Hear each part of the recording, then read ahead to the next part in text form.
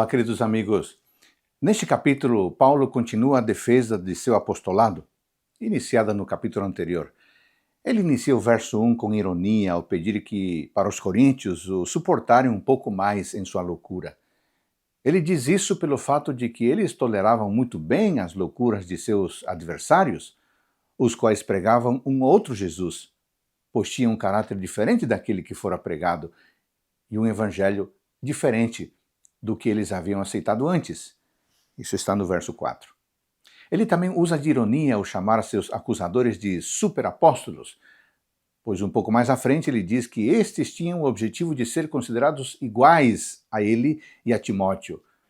Algumas traduções da Bíblia perdem essa ironia ao traduzir superapóstolos como tais apóstolos. Esses homens se achavam tão superiores a Paulo, mas na verdade são desmascarados como falsos apóstolos, obreiros fraudulentos, disfarçando-se em apóstolos de Cristo. Eles eram de fato ministros de Satanás, disfarçados em ministros de justiça. No verso 22, descobrimos que esses adversários também eram judeus. É possível que eles faziam parte dos cristãos judaizantes que ensinavam que todos os cristãos deveriam ser circuncidados e continuar observando os ritos judaicos. Por isso, Paulo diz aos coríntios algo parecido com o que disse na Epístola aos Gálatas: vocês toleram quem os escravize. Além disso, esses falsos irmãos estavam explorando, enganando, se exaltando e, figuradamente, dando bofetadas no rosto dos coríntios com suas ofensas. Isso revela muito sobre o caráter desses homens infiltrados na igreja.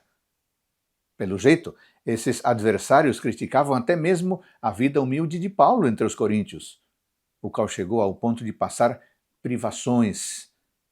Como se pode observar no contexto, os cristãos da região da Acaia, da qual Corinto era a capital, tinham bem menos recursos que os irmãos da Macedônia ao norte, pois Paulo se justifica dizendo que anunciou o evangelho aos coríntios sem cobrar nada e que tirou recursos de outras igrejas, das quais antes recebeu salário para servir aos coríntios.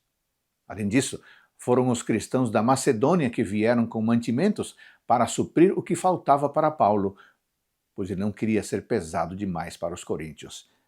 Verso 9. Paulo diz que é mais ministro de Cristo do que seus oponentes.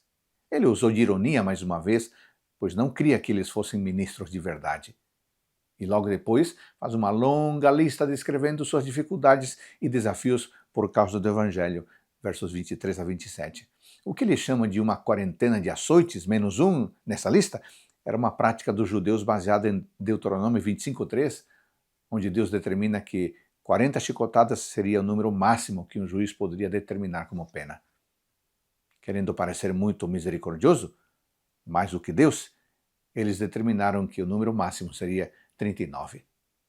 Paulo recebeu 5 vezes essa pena máxima dos judeus e 3 dos romanos, com varas. Ao lermos sobre os sofrimentos de Paulo listados nos versos 23 a 27, envolvendo chicotadas, apedrejamento, naufrágios, fome, frio, etc., o mais impressionante é a maneira como ele os avaliava. Ele diz que tudo isso eram apenas coisas exteriores, pois o que realmente pesava diariamente sobre ele era a preocupação ou cuidado com todas as igrejas. Esse homem era realmente um verdadeiro apóstolo de Cristo. Que pela graça do Pai, nós também cultivemos o amor de servir às pessoas. Amém.